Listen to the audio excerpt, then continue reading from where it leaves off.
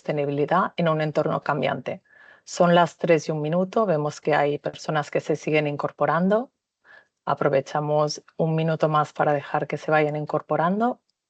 Y aprovecho para presentarme, soy Margot Costas, directora de Sostenibilidad y Reporting en ANCESIS. Pues avanzamos, si les parece. Hoy en este webinar, que trataremos sobre la gestión de la sostenibilidad en este entorno cambiante, tendremos una mesa redonda con ponentes muy interesantes. Empezaremos por revisar cómo es esta gestión de la sostenibilidad y qué nos aporta dentro de las organizaciones. Cualquier pregunta que tengan la pueden hacer llegar a través del chat y le daremos respuesta al final. El webinar tiene una duración aproximada de unos 60 minutos. Aprovecho para dar también la bienvenida a Laia Puig, manager de proyectos y responsable del servicio de reporting, y a Tatiana García, también manager de proyectos y responsable del servicio de estrategias en ANCESIS. Juntamente con nosotros, damos la bienvenida también a los ponentes que nos van a acompañar. Por una parte tenemos a Maya Prat, directora de I+D de Sostenibilidad de Grupo Ammale Origen del sector agroalimentario. También a David Castañedo, CEO y miembro del board de Helix Polymers, empresa del sector químico. Iker Akizu, responsable de sostenibilidad de Fagor Ederland. Y finalmente a Vanessa Rodríguez, jefa de sostenibilidad de Portaventura. Bienvenidos a los 4, muchas gracias por acompañarnos esta tarde y podernos compartir vuestra experiencia y qué os está aportando la sostenibilidad en vuestras organizaciones. Como bien sabemos, en el contexto europeo regulatorio, en sostenibilidad está en constante evolución. Muchas empresas se enfrentan al desafío de adaptar sus estrategias no solo para cumplimiento normativo, sino también para convertir la sostenibilidad en un motor de competitividad y de crecimiento.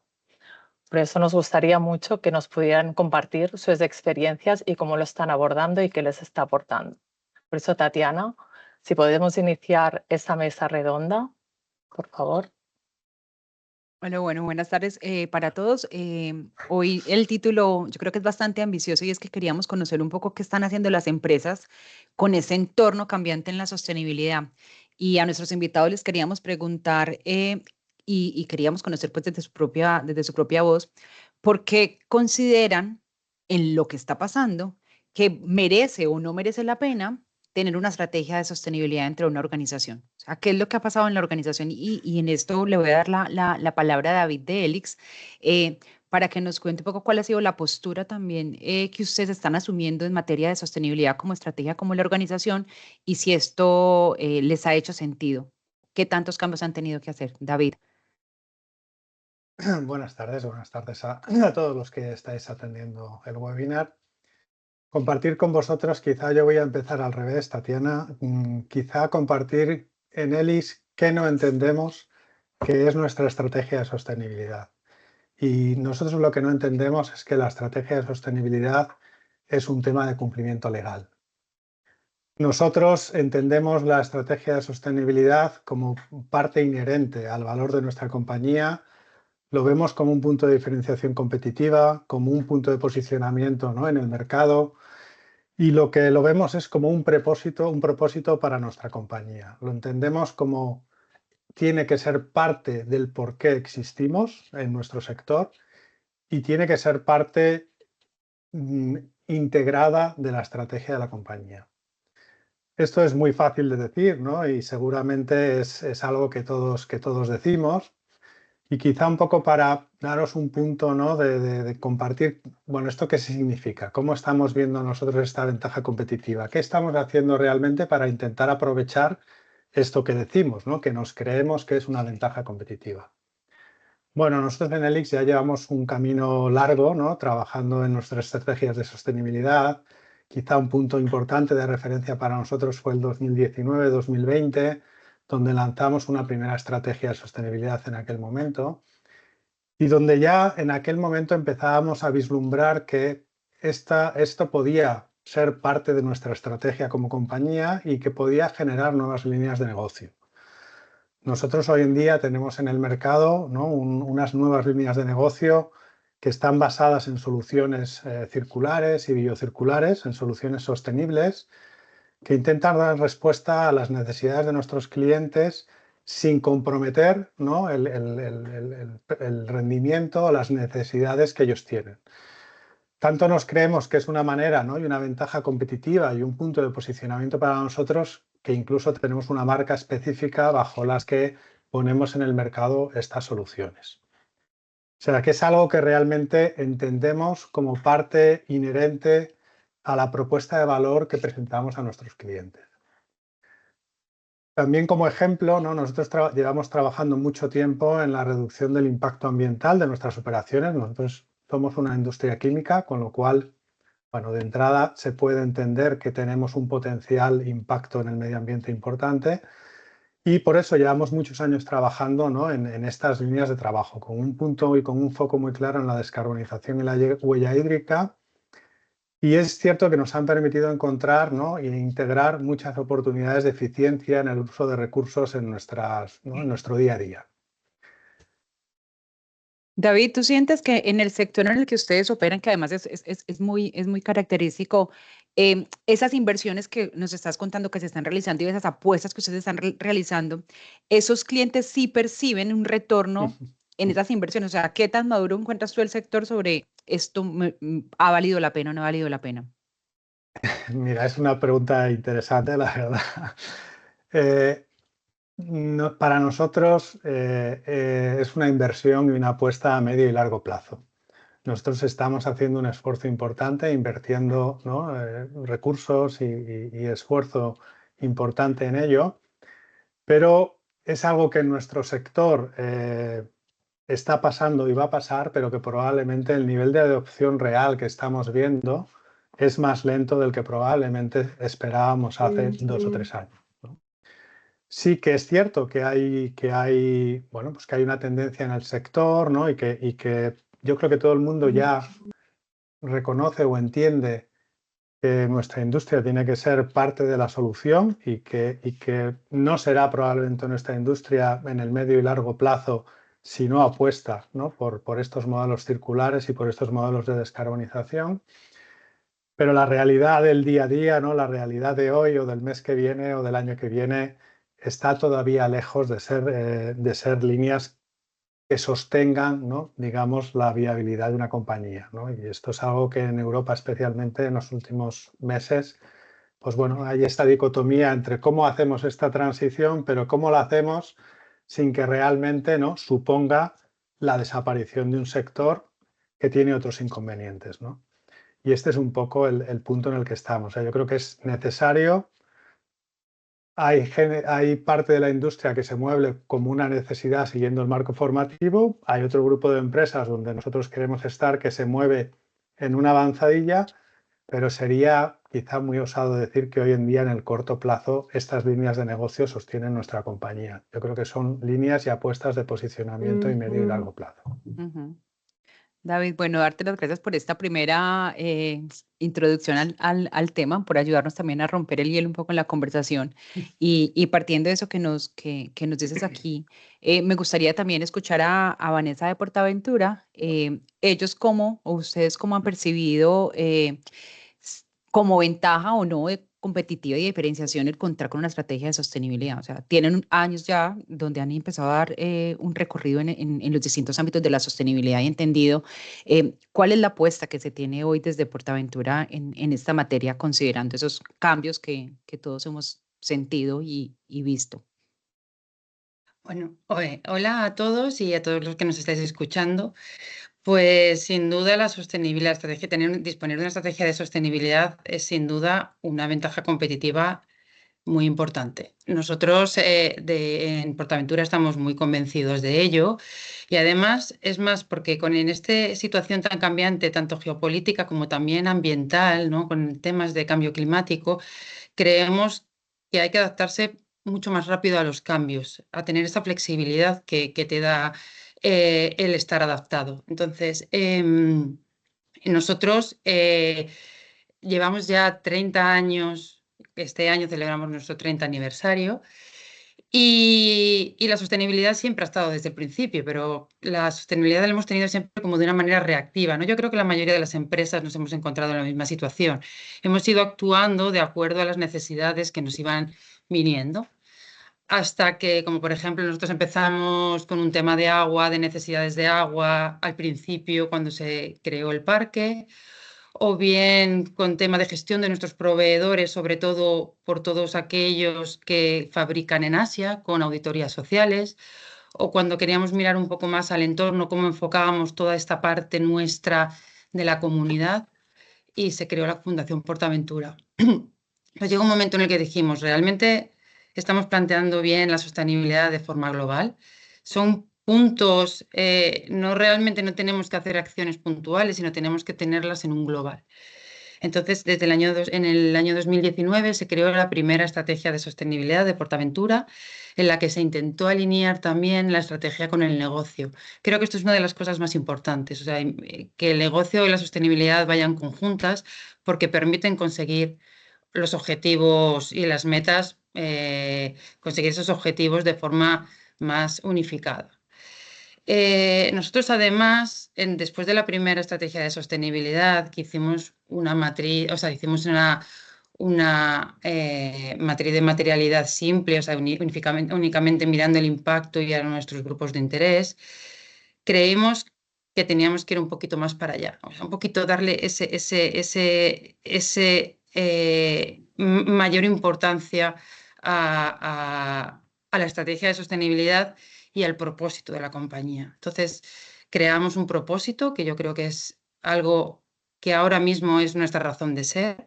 Está blindado en los estatutos de la compañía, es decir, sea cual sean los accionistas, los dueños de la compañía, el propósito está, y ese propósito tiene parte, evidentemente, de criterios hacia nuestros clientes y hasta hacia las personas, y también de cuidado del medio ambiente. Entonces, creemos que los propósitos en las compañías tienen que estar, somos muy fieles defensores de ello, y la estrategia tiene que estar enfocada directamente a lo que es ese propósito, ¿no? Trabajar para ese propósito. Vanessa, sabemos que no todas las organizaciones están en ese punto en el que ustedes nos estás contando que están, o sea, hace parte del propósito de la organización. Hemos logrado que la sostenibilidad y el negocio vayan de manera conjunta, y queríamos preguntarte si ese tipo de retornos sí se están percibiendo, o sea, ya sea en materia o somos más eficientes, estamos siendo más competitivos, o vemos que hay una preferencia en nuestros usuarios de nuestros servicios. ¿Cómo perciben ustedes esos retornos al haber dado digamos que este giro y poder integrarlo, la sostenibilidad entre el propósito de la organización? ¿Esto cómo se ha evidenciado o materializado para Portaventura? Bueno, yo creo que aquí, si hablamos de las partes ambientales, ¿no? Casi entendemos todo el mundo que la parte ambiental siempre tiene un retorno mucho más fácil de medir, porque al final mejoramos eficiencia. Nosotros tenemos una planta solar, la más grande de un resort vacacional en España y una de las más grandes de Europa, y evidentemente esa inversión tiene un retorno a nivel de costes, ¿no? A nivel de eficiencia, o sea, a nivel de costes nos va a reducir lo que es el consumo, o sea, lo que es el coste de la electricidad. Cuando tenemos reducciones o mejoramos nuestra eficiencia en nuestros sistemas, pues al final conseguimos ahorrar costes. Esa parte creo que es mucho más fácil de identificar. La que es más difícil es la parte de las personas. Para nosotros, nosotros tenemos, pensar que damos trabajo a unas 4.000 personas en invierno, en Punta, y para nosotros es muy importante y un desafío mayúsculo el encontrar perfiles que puedan trabajar puedan trabajar con nosotros. Entonces, la sostenibilidad además nos aporta esa parte de intentar retener talento, de que la gente realmente quiera trabajar con nosotros. Intentamos dar el servicio también a esas personas estudiantes que quieren venir a trabajar durante estos 3 meses, ¿no? Al final lo que intentamos buscar es que trabajamos para las personas, para que realmente encontrar ese empleo que están buscando, que lo puedan encontrar en Portaventura. Y otro ejemplo que podría ser muy claro también es con la comunidad, ¿no? Últimamente hemos hecho un panel de diálogo con nuestro entorno, en el que nosotros en PortAventura siempre decimos que nunca explicábamos la sostenibilidad, siempre hemos creído en ella y nunca lo hemos explicado, siempre hemos explicado producto. Y ahora estamos con ellos, o sea, con este panel que está formado por el tercer sector, por administraciones públicas, por compañeros del turismo, con la industria química, que son nuestros vecinos. Al final estamos explicando pues, todas aquellas cosas en las que trabajamos todo lo que es el backstage, ¿no? Toda la parte de atrás y la parte que trabajamos en sostenibilidad. Y la verdad es que nos ha dejado impresionados los cambios que han tenido desde las primeras impresiones hasta lo que sienten ahora, o sea, lo que ven ahora de PortAventura. Por lo tanto, reputacionalmente la sostenibilidad nos ha aportado mucho. Vanessa, muchas gracias por ilustrarnos y darnos esa, digamos que esa mirada también desde vuestro punto de vista sobre los impactos que están evidenciando, sí se están dando en materia, los ambientales que son los más evidentes, pero qué bien que nos has mencionado y gracias por hacerlo también, lo de retención de talento, que es un reto para tantos, lo del impacto en la comunidad, que al final es lo que muchas organizaciones buscan y que no se pone en valor. Y yo creo que con esto me das pie para entrar a hablar con Iker, que hace parte de una organización que son muy especiales, es una cooperativa que está en el sector industrial, que combina, digamos, también ese impacto dentro del territorio, entre las comunidades y dentro del producto que hacen. Iker, la pregunta que queríamos transmitirte es, bueno, sabemos que ustedes desde el inicio han creído y creado una organización que tiene una apuesta con ese impacto, pero queríamos preguntar cómo el incluir o el incorporar esas medidas de sostenibilidad dentro de la organización, una estrategia de sostenibilidad,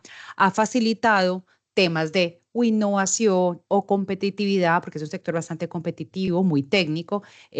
¿Cómo lo han visto ustedes y cómo están percibiendo esos retornos de esas apuestas que hacen como organización? Buenas tardes. Bueno, de primeras, he agradecido un poco la introducción porque claro, no somos tan conocidos, pero somos una empresa que trabajamos para el sector de automoción.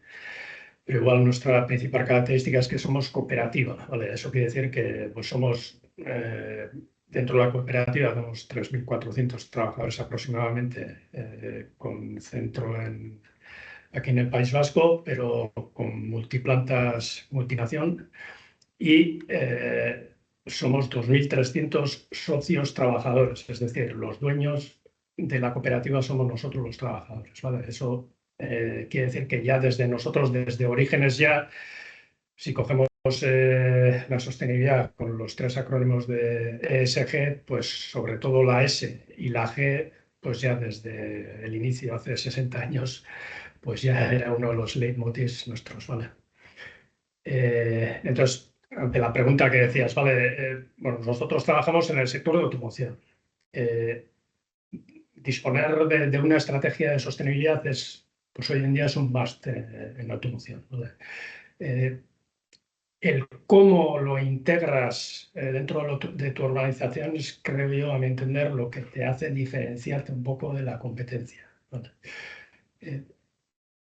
Automoción también, la verdad es que los criterios de ESG en automoción, a nivel de empresas como la nuestra, donde suministramos directamente a los fabricantes montadores, sobre todo es la E de Environment donde se pone el foco, y más concretamente en todo lo relacionado con cambio climático y economía circular, ¿vale? Entonces, se nos pregunta constantemente por diversas vías sobre nuestra situación actual de emisiones de gases de efecto invernadero, no solo del alcance 1 y 2, sino, por supuesto, del 3, la estrategia, los compromisos y metas a futuro que tenemos, ¿vale? Además, ya para próximos proyectos ya nos marcan objetivos y condiciones futuras, ¿vale? Entonces, la E, sobre todo en automoción, se ha convertido en más, ¿vale? En cuanto a la S y la G, a nosotros como empresa no se nos insiste tanto desde el mercado, pero para nosotros internamente pues son temas materiales, como he dicho anteriormente, ¿vale? Tan relevantes casi como la anterior, ¿vale? Entonces, en el mercado de la automoción es cierto que la S y la G se nos presupone como el valor de los toreros, aunque es cierto que en los 2 últimos años, a raíz de directivas como la CSRD o la CS3C, está tomando especial relevancia el trasladar y monitorizar estos conceptos de conceptos de condiciones laborales, derechos humanos, medioambientales, a toda la cadena de suministro, ¿vale? Y es ahí donde la automoción se está dando especial relevancia, ¿vale? Es lo que Aquí, Sí, eso, perdón. sí, porque aquí el reto es, si eso es más para cualquier competidor o cualquier jugador dentro de este sector, ¿cómo haces para diferenciarte? O sea, ¿cómo vendes o cómo comunicas esa diferenciación que te está dando el contar con acciones y políticas y estrategias en esa S y en esa G que tal vez no es la que se requiere? Sí, la verdad es que en nuestro sector es difícil remarcante en ese sentido porque se nos hace especialmente difícil a nosotros porque lo llevamos, vamos a decir, yo suelo decir que lo llevamos dentro del ADN, es decir, conceptos como, no sé, igualdad, salarios, igualdad, derecho a trabajo, gobernanza, transparencia, ética, todo eso lo llevamos tan ya desde los principios fundamentales y principios cooperativos, lo llevamos tan dentro del ADN que se nos hace difícil el destacar en ese sentido, ¿vale? Entonces, es algo un poco que otros igual en los últimos años lo han sabido explicitar mejor y a nosotros nos está costando, ¿no? Porque es difícil para nosotros algo que es tan obvio el explicarlo, ¿vale? Lo que sí estamos notando es la segunda parte del asunto, es decir, aunque nosotros nos sea difícil demostrar lo que somos, lo tenemos, entre comillas, relativamente fácil, porque todos estos sistemas sistemáticas lo tenemos ya incluso en reglamentos, estatutos, procedimientos, etcétera, pero la S y la G en automoción, como he dicho anteriormente, ahora lo que están pidiendo es en la cadena de suministro. Entonces es ahí donde nosotros nos estamos un poco poniendo las pilas en los 2 últimos años, diría yo, porque allí otros también en automoción están avanzando muchísimo. Muchas gracias. Por último, en este primer bloque que estamos hablando de la estrategia como tal y las ventajas que suponen o no suponen o retos que suponen para las organizaciones, quisiera preguntarle a Maya de ¿qué consideran ustedes desde este sector también tan particular en el que trabajan y donde los requerimientos a veces también son mucho más exigentes versus otros sectores, otras industrias? El contar con una estrategia de sostenibilidad, ¿se percibe hoy como una ventaja competitiva y diferenciadora o pasa un poco a lo de todo lo tenemos que tener y esto no supone un ejercicio, sino que realmente es porque lo tengo que hacer? ¿Hay alguna diferencia en ese tipo de aproximación a tener una estrategia? Cuéntanos un poco desde la experiencia. Gracias, Tatiana. Gracias a la organización por invitarnos. Sí, verdaderamente para Medio Origen el tener una estrategia de sostenibilidad es un factor diferenciador.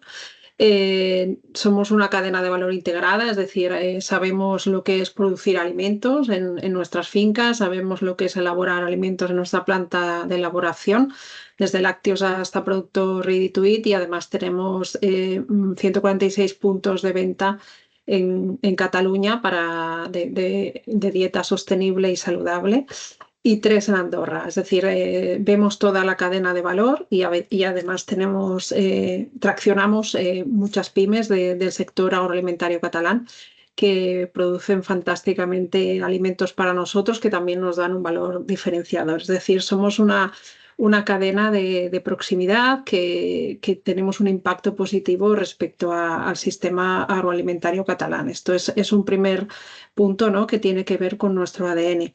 Además, evidentemente, el tener una estrategia de sostenibilidad significa que produces de manera sostenible. La producción sostenible empieza a ser ya una necesidad también para vender excedentes de nuestra producción en agricultura. Las cadenas de fuera nos piden certificación en este sentido.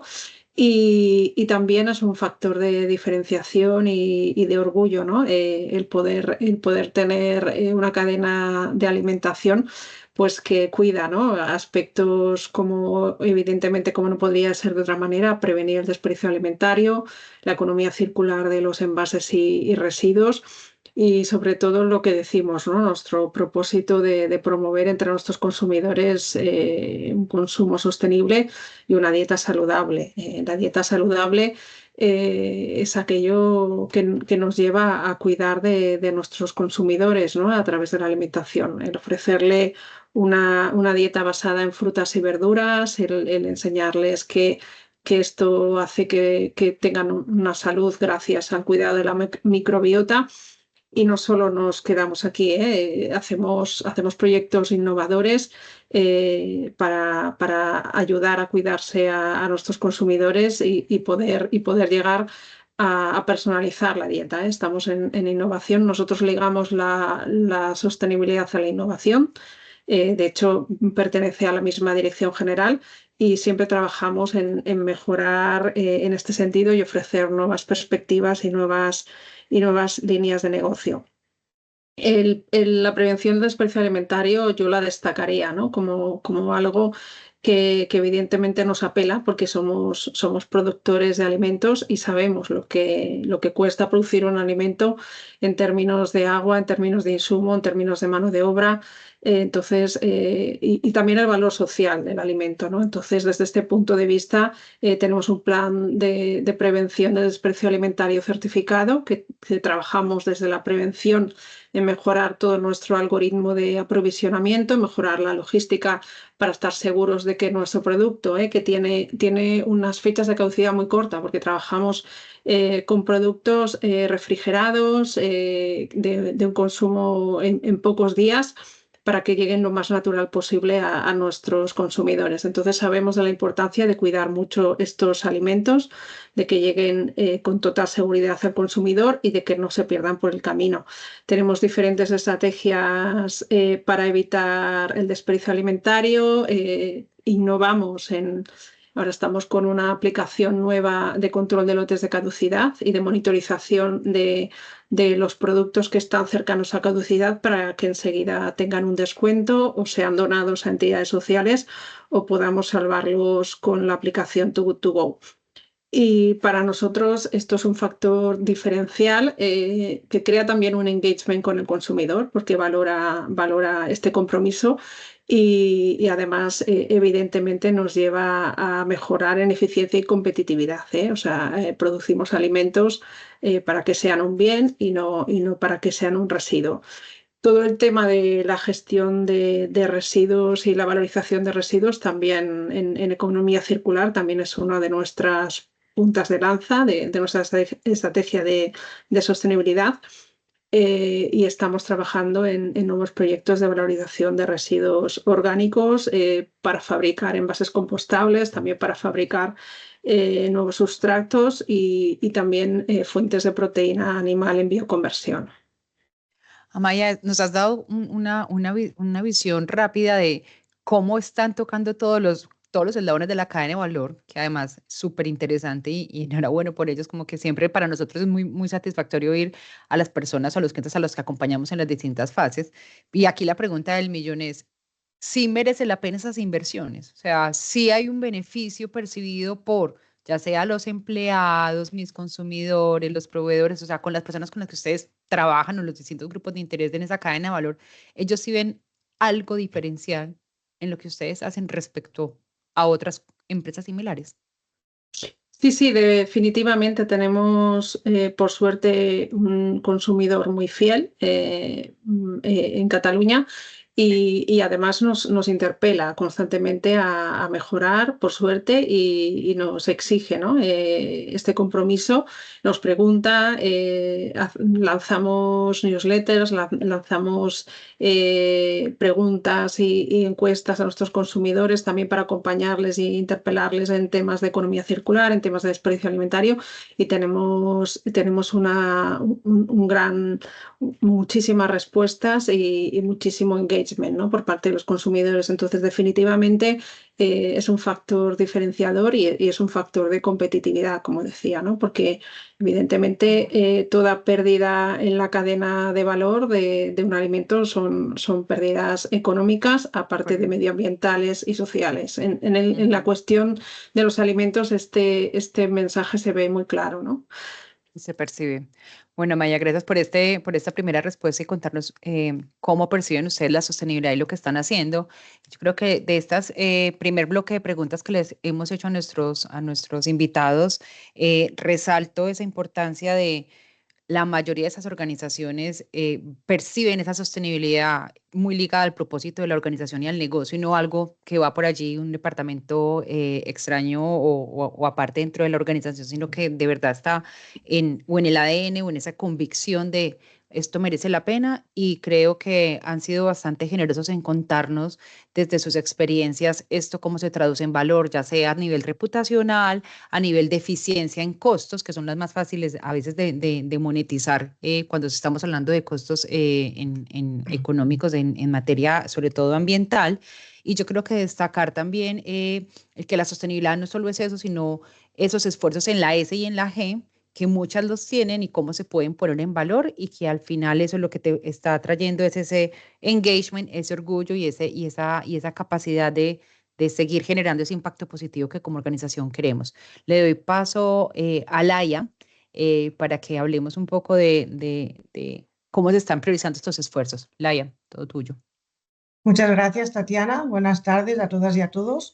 Antes quería un poco complementar la reflexión de Tatiana, y es que se ha puesto de manifiesto que las estrategias de sostenibilidad no buscan solo el cumplimiento normativo, porque sí que ante este tsunami normativo con distintas regulaciones en ámbitos ASG, la irrupción de la CSRD, es interesante tener en cuenta que la sostenibilidad no solo busca el cumplimiento normativo, sino que también es una oportunidad para innovar, para reducir costes, para mejorar posicionamiento, para que el modelo de negocio sea más resiliente. Por lo tanto, yo creo que estas serían las ideas importantes del por qué, ¿no?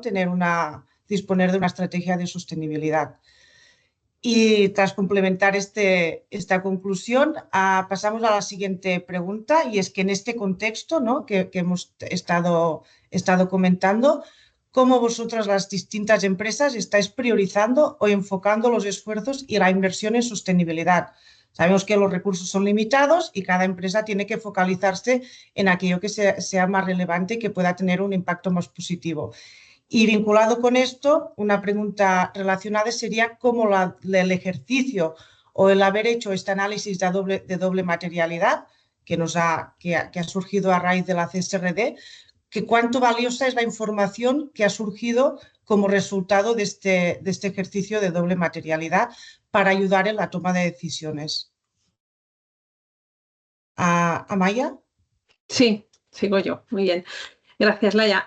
Bueno, pues la verdad es que nosotros nos acercamos a finales del año pasado al análisis de doble materialidad, un poco impulsados por el tsunami normativo, ¿no? Como muchas organizaciones de nuestro tamaño, porque digamos que había como nos tocaba ya, ¿no? Digamos, ahora se ha retrasado, pero fue de esta manera. Sin embargo, todo y los esfuerzos que tuvimos que hacer al principio para entender la metodología, que no fueron pocos, la verdad es que el resultado final ha sido muy satisfactorio. Nos ha ayudado a realizar una evaluación estratégica del impacto de nuestra actividad, implicando a diferentes departamentos y direcciones generales. Es decir, hemos conseguido llegar más arriba de lo que habíamos llegado hasta ahora, y nos ha permitido reflexionar y poner foco en los riesgos y oportunidades de nuestro negocio, teniendo en cuenta toda la cadena de valor. Entonces, esto es muy valuoso, y digamos que un poco, si no te obligan, quizá no lo hagas, ¿no? Porque el día a día pues a todos se nos lleva. Este esfuerzo de evaluación pues, nos ha permitido priorizar proyectos y priorizarlos a corto y más medio y largo plazo, los diferentes esfuerzos de inversión que tenemos que ir acometiendo, ¿no? Ligados a la sostenibilidad y estamos ahora en esta fase, a partir de la doble materialidad y junto con una nueva estrategia de sostenibilidad que estamos creando, crear un nuevo marco de financiación y de inversión ligada a la sostenibilidad. Como diferentes proyectos ligados a esta sostenibilidad estaría, bueno, pues como casi todas las organizaciones, los que tienen que ver con energías renovables para autoconsumo. Ya tenemos mucho parque de energía renovable en nuestras tiendas, también en nuestros almacenes y también en las fincas, y estamos innovando para nuevas vías de energía fotovoltaica en agricultura.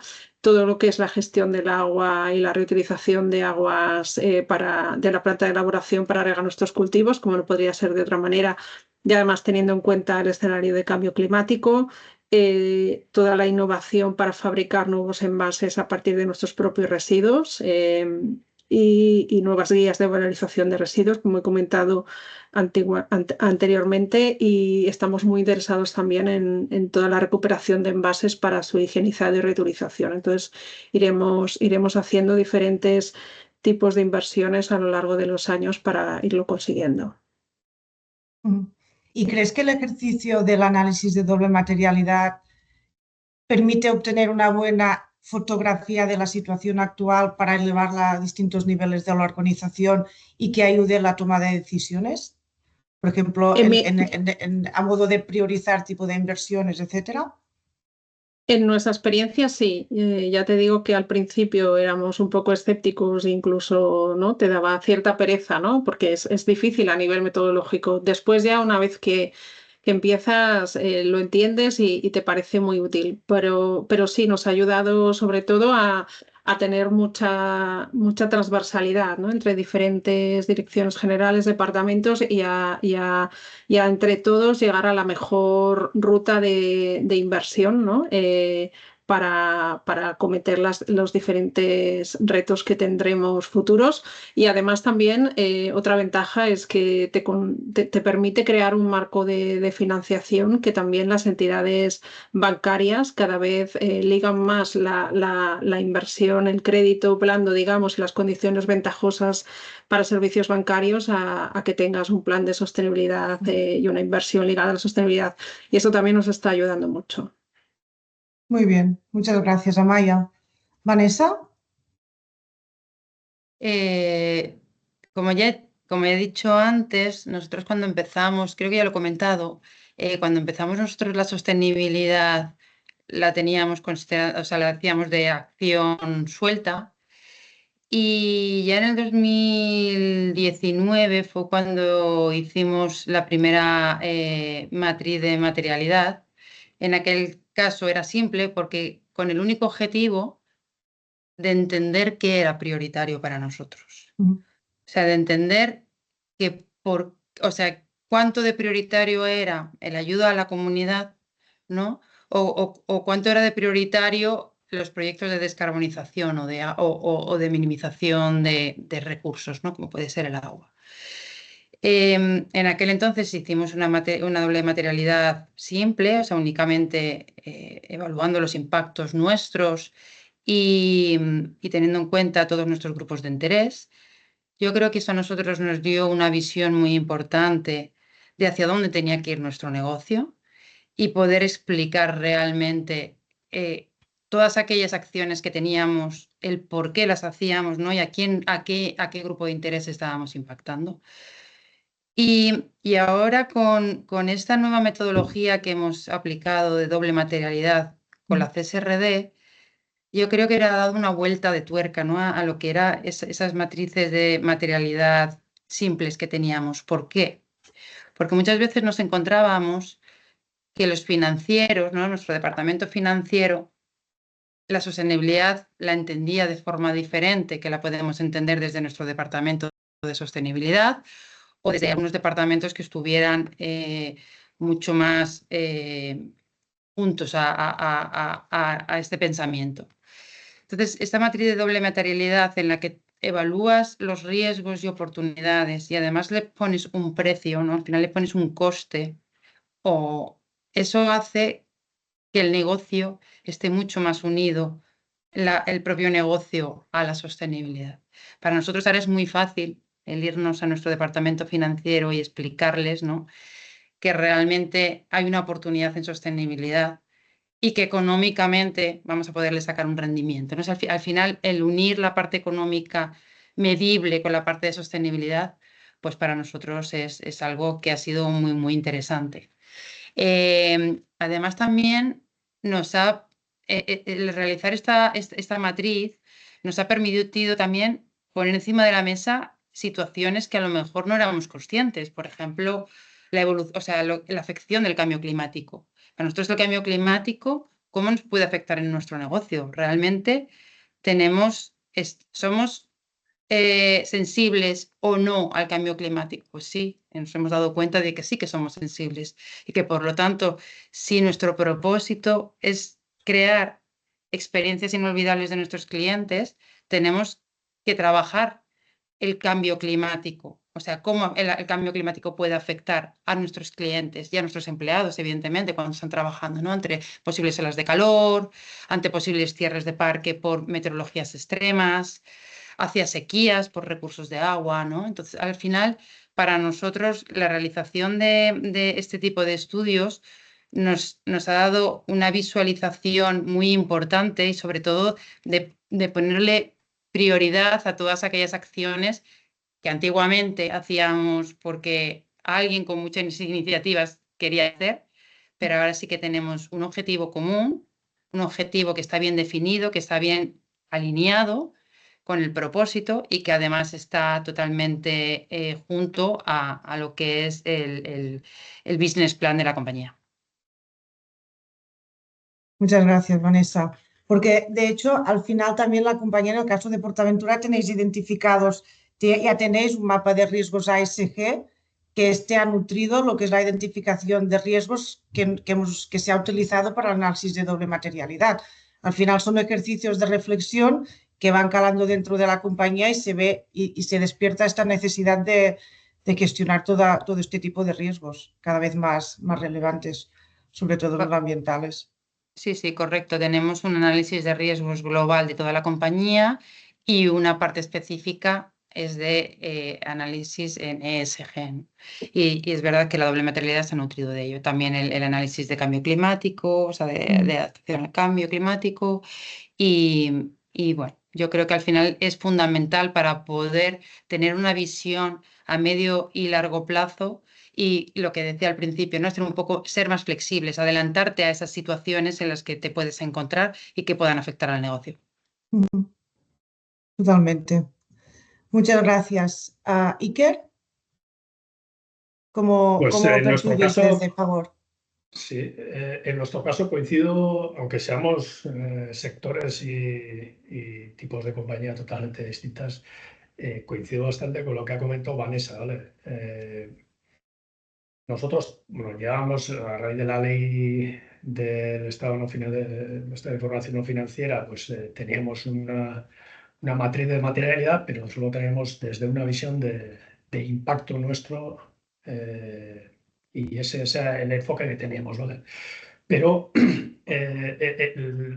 la doble materialidad que abordamos así ya con la metodología de la CSRD el año pasado, sí que nos ayudó esa visión, digamos, financiera a ver las cosas iguales desde otro prisma, ¿vale? Tuvimos la suerte también de que el año pasado, la segunda parte del año pasado, nosotros solemos hacer planes estratégicos cada 4 años y tocaba justo a realizar la planificación estratégica 25-28. Entonces, el hecho de hacer el análisis de doble materialidad nos dio, por una parte, como comentaba Vanessa, a nosotros también, por una parte, nos sirvió para ver las cosas desde otro punto de vista, vamos a decir, financiero, donde no solo es el impacto, sino que puedes tener riesgos y oportunidades diferentes debido a diferentes ámbitos de la ESG. Y en ese análisis de doble materialidad, pues salieron a flote y por otra parte también nos sirve un poco para abordar lo que es la sostenibilidad desde un punto de vista más integral, ¿no? Para que, digamos, sobre todo la parte de dirección y la parte de consejo rector, que es como si fuera un consejo de administración nuestro, entendiese un poco la sostenibilidad con una visión mucho más amplia, ¿vale? Entonces, todo ello y los temas, vamos a decir, materiales que nos surgieron, pues luego se han, digamos, trasladado a lo que es la planificación estratégica y nos ha dado pie a líneas de actuación, pues, que provienen directamente de lo que es el análisis de doble materialidad. Bueno, por lo tanto, compartimos la opinión de que es un ejercicio útil a modo reflexivo para la organización, para marcar cuáles son las prioridades y esta visión no solo a corto plazo, sino la visión más a medio y largo plazo, porque estamos hablando de oportunidades y riesgos que están a futuro. Sí, totalmente. Esa visión medio-largo, por una parte, es importante y la otra, yo creo que salen temas a abordar en la planificación estratégica, por ejemplo, nuestra, que si no hiciésemos el ejercicio de doble materialidad, no hubiesen aflorado. Entonces, desde ese punto de vista, yo creo que es un ejercicio interesante por una parte, arduo también, pero al fin y al cabo luego te das cuenta de que acaba siendo útil. Sí. Porque Muy esto de bien. la estrategia de sostenibilidad, además, antes lo ha comentado, no sé si, yo creo que ha sido Vanessa también la que ha comentado, que te da también pie a acceder a financiación y a subvenciones, sí, sobre todo en nuestro caso, que somos una industria, entre comillas, hacemos piezas metálicas, tanto de aluminio como de hierro. Somos una industria, no somos acería, no somos una industria súper pesada, pero sí que tenemos nuestro impacto.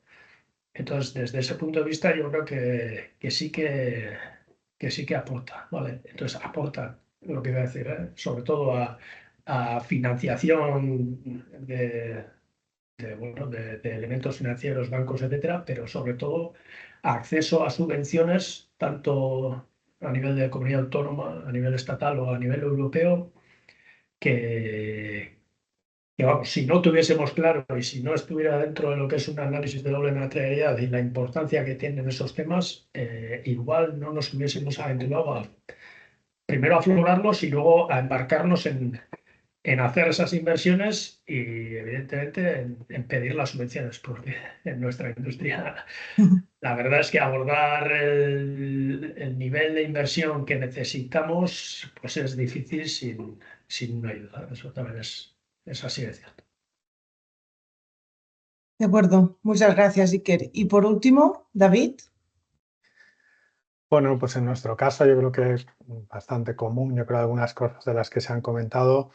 Nosotros hemos encuadrado el análisis de doble materialidad, por un lado, en la revisión de nuestra estrategia de sostenibilidad, ¿no? que durante el año 24 estábamos haciendo porque nos tocaba renovar, ¿no? el plan que teníamos hasta el año 25, pero además nosotros también lo hacemos coincidir y lo ligamos con la revisión estratégica de la compañía, ¿no? Como decía, nosotros intentamos, y así lo estructuramos después, que la estrategia de sostenibilidad no sea un ente aislado, sino que esté integrado en los equipos transversales que gestionan el negocio en la compañía. Nosotros, yo creo que lo que aporta el análisis de doble materialidad, pues yo creo que también quizá remarcar, ¿no? Algunas de las cosas que han comentado. Yo quizá, como soy de los que dicen dirección o consejo, ¿no? que quizá es un poco de diferencia.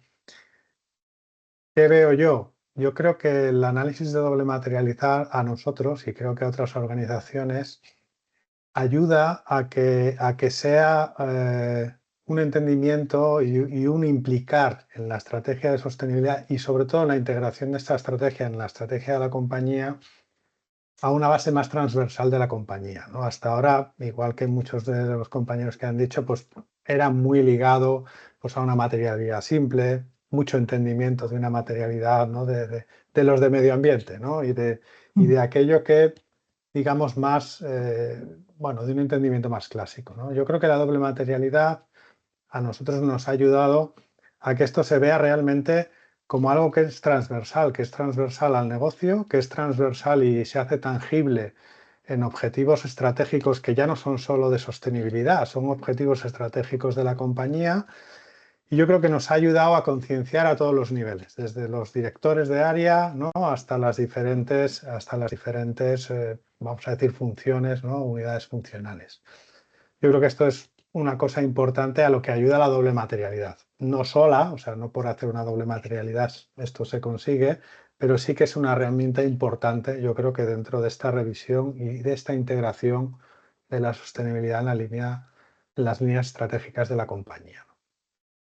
Nosotros un poco, quizá por contar cómo lo hemos hecho nosotros, que no sé si puede ser de interés para alguna de la gente, hemos intentado, ¿no? que esta transversalidad y esta integración sea real. Entonces, lo que nosotros hacemos es trabajar con unos equipos transversales, ¿no? que no son, pues los de operaciones trabajan solo en clima, los de negocios solo en... No, creamos equipos transversales que los que hacen es gestionar programas transversales dentro de la compañía y que normalmente hay representadas diferentes funciones y diferentes áreas de la compañía, ¿no? Y esto nos ayuda realmente a poder llevar eso no como algo que hacen aparte los de sostenibilidad, sino como algo que se integra en las diferentes direcciones y funciones de la compañía. Yo creo que también otra cosa importante a la que nos ha ayudado la doble materialidad, junto, como digo, pues con los análisis de riesgo y oportunidades y con otras herramientas, también el saber, ¿no? cuáles son el entorno en el que nosotros nos movemos. No es lo mismo una empresa que se mueve en Europa que en Asia, que en África. Bueno, pero sí que es un elemento que nos ayuda a poner el tono en cuáles son realmente aquellos puntos donde nosotros podemos tener un impacto mayor, positivo o negativo, pero un impacto más relevante, ¿no? Y a darnos cuenta que muchos de estos impactos no los podemos resolver solos, ¿no? Sino que hemos de ver cómo establecemos colaboraciones pues a través de la cadena de valor, con suministradores, con la comunidad local, con clientes. Yo creo que esto es algo que también el ejercicio de la doble materialidad nos ha ayudado, ¿no? A nosotros, y nos ha ayudado pues a tener tres líneas muy claras. Decir, oye, mira, nosotros al final por lo que somos tenemos una línea muy focalizada en producto, en innovación responsable, en el desarrollo de productos que realmente tengan criterios integrados de sostenibilidad. Y esto se liga mucho, ¿no? y tiene un foco muy importante en la parte de innovación de nuestra compañía. Y además siempre hablamos en estos casos de una innovación colaborativa. Intentamos hacer proyectos transversales en el que podamos incluir clientes, en el que podamos incluir suministradores, porque es un proceso de innovación, ¿no? Hoy en día todavía estas nuevas cadenas de valor, estas nuevas cadenas de suministro, ¿no? que integren la circularidad, pues bueno, son muy nuevas y hace falta esfuerzos conjuntos para que realmente se mantengan. También nos ha valido para entender muy claro, ¿no? Y esto sí que es algo que por nuestra industria traíamos, ¿no? en el ADN, pero tener muy claro que la descarbonización no es un nice to have, es algo en lo que hemos de trabajar y que es necesario para realmente a largo plazo, ¿no? Que nuestra industria se mantenga, ¿no? Como digo, a ser parte de la solución. Yo creo que aquí es un paso importante, nos ha ayudado a poner el foco en las inversiones, nos ha ayudado a priorizar, ¿no? Pues, por ejemplo, que el consumo eléctrico para nosotros en nuestro scope, ¿no? En nuestro scope 2, pues probablemente es el más relevante, y nos ha llevado al paso de tener el 100% de energía renovable, ¿no? Porque realmente tiene un impacto muy grande en nuestros proyectos o nuestros programas de acción climática. Nos ha ayudado a poner el foco mucho en la parte de estrés hídrico. Nosotros estamos, ¿no? en nuestro caso, nuestros assets, nuestras plantas están en Tarragona, que es una zona donde hay estrés hídrico, donde hay unos temas de riesgo climático que hemos integrado, ¿no? a largo plazo. Nos está permitiendo también pues, trabajar conjuntamente, ¿no? Pues en este caso en Tarragona, con el clúster químico, en buscar vías de reutilización de aguas residuales, ¿no? en nuestra industria y reducir nuestra huella hídrica.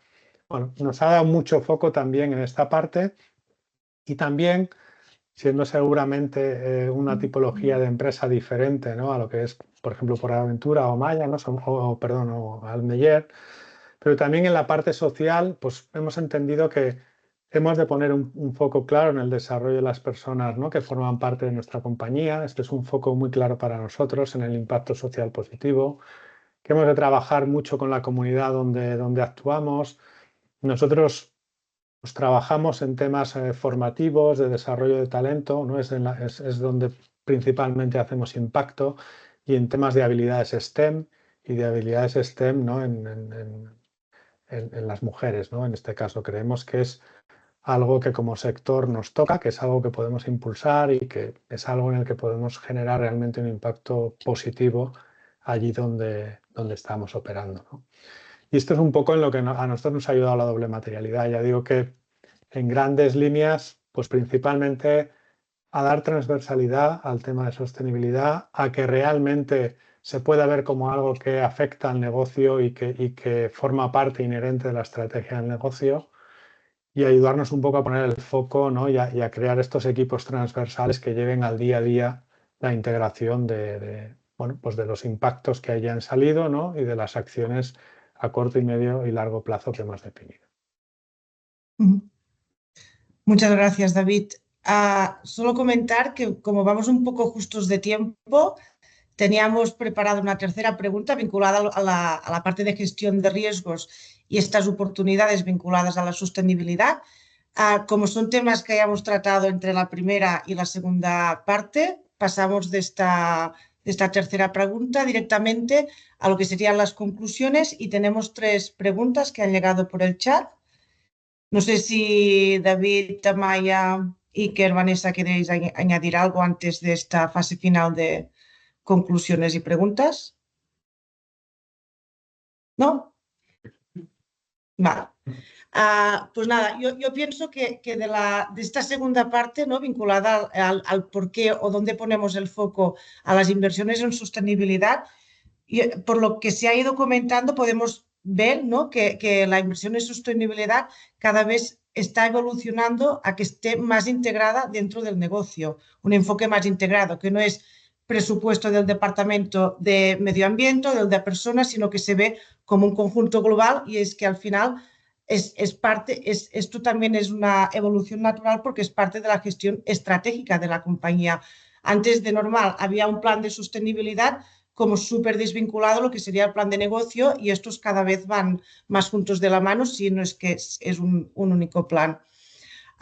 También que este plan, cada vez las prioridades o las inversiones están más alineadas con las prioridades estratégicas, y por suerte fuentes como la doble materialidad y esta reflexión de dónde están los impactos y cuáles son los mayores riesgos y oportunidades nos ayuda a identificar estas prioridades estratégicas.